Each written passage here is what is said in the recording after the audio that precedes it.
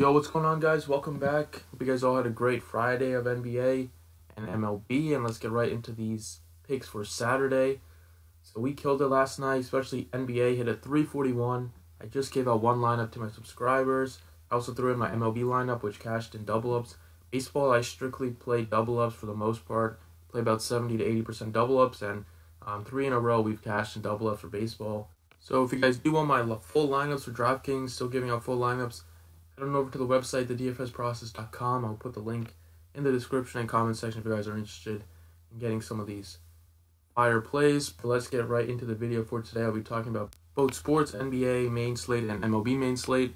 Starting off with basketball, here we got a 5-game slate, I believe. Yeah, 5 games. We got some injury news to look at right now. The Knicks are dealing with a bunch of injuries. Tim Hardaway left at the end of the game yesterday. He's unlikely to play today, and with the Knicks have nothing to play for, I doubt they will risk it with him. So Tim Hardaway's probably out for this game. Beasley did not really play at all last night. He hurt his knee, so he's questionable right now. He makes a big impact if he's able to go or not, especially with Hardaway out. So I think I would look at him if Beasley can play. But right now, those guys are probably doubtful for me. Moutier is also out, so we can definitely look at some of these Knicks players as well playing at home here. And I'm going to start it off with Dotson at 3,100. I know this looks like point chasing, right, after he's coming off a monster game. But he did that even with Tim Hardaway Jr. playing 29 minutes last night. Dotson was playing so well, though, that he got a lot of minutes here, and he finished with 35 minutes played and dropped 30 real-life points, 52 DraftKings points. Now, he's only 3,100. If his price tag rose, I would not play him at all, but he's worth a look here without Tim Hardaway and without Moutier and without Beasley probably. Dotson's going to get a lot of minutes, and he can fill it up because the Knicks don't have anybody to score the ball besides Trey Burke with those 3 guys out. So I like Dotson a lot at 3,100 for a nice value play, especially on a slate like this where we don't have a lot of value as of now. He's got to be one of the top value plays, in my opinion. The power forward, Anthony Davis here at 11-4.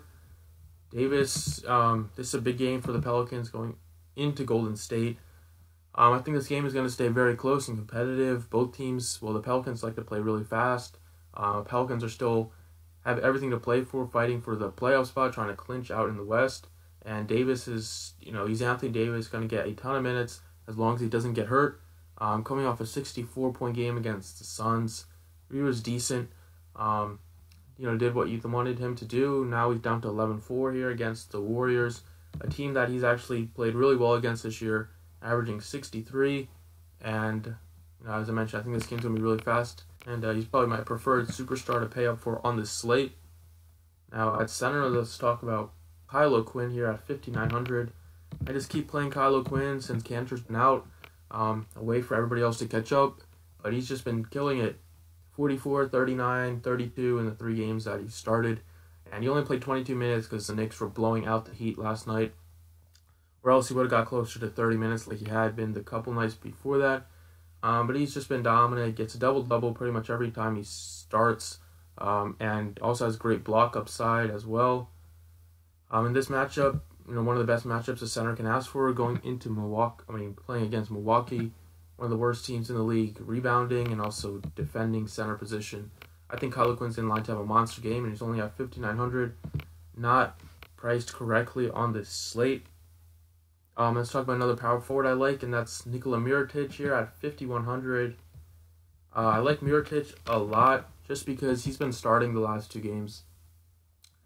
Before that, he was coming off the bench, and it was really hard to project him for minutes. Because some games he'll play 19, some games he'll play 20, 16, all that stuff. But it looks like Alvin Gentry finally came to his senses and is starting Mirotic. And he's been rewarded the last 2 games as the Pelicans have blown the doors off the Suns and the Grizzlies. Not big accomplishments, but still they've been playing really well with Mirotic on the floor, putting up a ton of points as well. And I think this makes a ton of sense coming off a monster 60 DraftKings point game, playing 35-plus minutes now that he will be starting in close games. He just has so much upside. He's only at 5,100. It's got to be one of my favorite plays on this slate. And he's a great when he starts because when Anthony Davis gets double-teamed, Mirotic can easily get open, and he loves to shoot the ball, as you see, and he is pretty effective shooting it. So I like Mirotic a ton today at just 5,100. And then finally, I'll give you guys another center, and that's Steven Adams here. Steven Adams is just priced at 6,100. Big price drop for him. Not really sure why. He hasn't been really doing it much the last couple games, but $800, that's a pretty sizable drop. And he's playing against Houston. He's gonna have to play against Clint Capella. This isn't against a team that's gonna have to go small. Although the Rockets sometimes go small, but Capella still plays a ton of minutes. And Adams is a great defender, so he should play a lot of minutes in this game. And Adams at just 6,100, he has a ton of upside. He has 44, 50-point upside as well. In this matchup, I think this game is going to be competitive, which is the game they like to target at this time of year. And just 6,100 seems like a no-brainer to me. Here against Clint Capella, a matchup that he's had great success in this year so far, averaging 35 in 2 games. In those games, he played 38 minutes as well. So the minutes should be there in this matchup, and also the fantasy points should be there as well. So those are the 5 plays they got for NBA. Let's move on over to MLB for this day. So baseball, we got 5 games. Also, I forgot to mention, please be sure to drop a like on this video and subscribe if you haven't already. Do appreciate that a lot. Just 5 games once again for baseball. Start off a pitcher, Garrett Cole here at 12-3.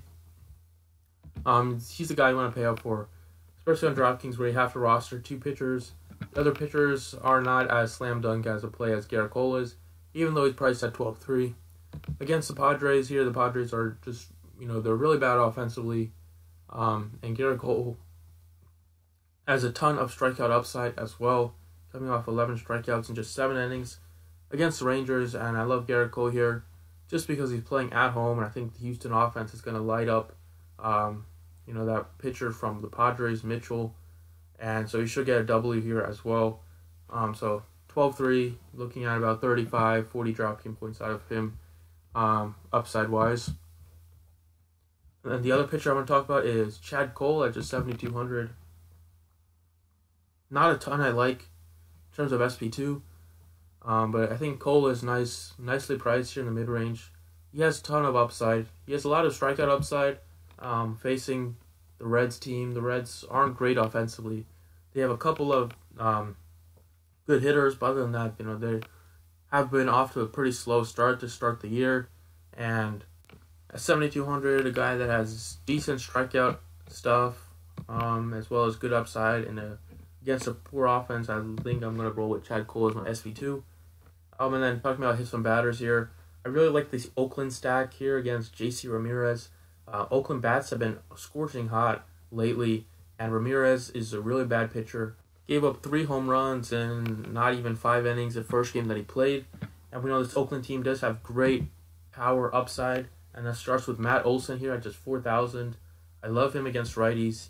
He mashes righties here. He gets to face one weak righty in Los Angeles. I love Matt Olson. I think he's nicely priced too at just 4,000. And 3,100, we get Jed Lowry. Once again, some of these Oakland bats are just way too cheap. I know everybody's going to be all over Coors, and I do like the Coors stack as well, but you got to admit, these Oakland players are way too cheaply priced. They've just been killing it this year, and they get to face a really bad pitcher. Here, Jed Lowry, back-to-back 3-hit games for him, hitting, in a great spot in the batting order, as well as he's a switch hitter, but he does hit righties pretty well. Has great upside as well. Not much to talk about, just 3,100. It literally has like 7x upside on that price tag. Another Oakland bat that I love is Chad Pinder at just 34. Good upside, has power upside as well. Hits righties pretty well, and it's in a good spot in the order. So I got to really look at. And then one guy that I love for the core stack is Preston Tucker. Here for the Braves. Tucker is, kind of surprised everybody and gotten off to a great start. Facing a righty here. Preston Tucker's, all of his hits so far this year have come off righties. So he's hitting over 500 against righties so far to start the year. And does have great power upside. And especially in Coors, that ball is going to fly out of there. As long as the weather is not as frigid cold as it was yesterday. But I think it's looking pretty nice for Preston Tucker. And, some of the other Braves and Rockies players here today. there you have it. Those are both my NBA and MLB picks. Thanks for watching.